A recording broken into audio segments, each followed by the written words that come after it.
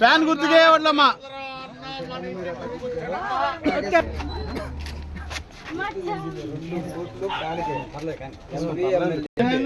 చెప్పండి.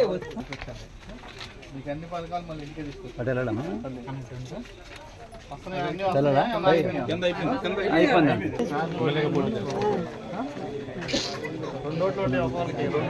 ఉండాలి.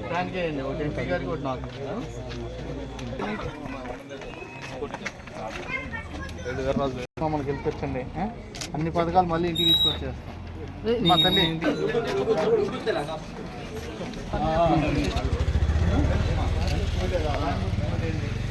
అన్ని పథకాలు మళ్ళీ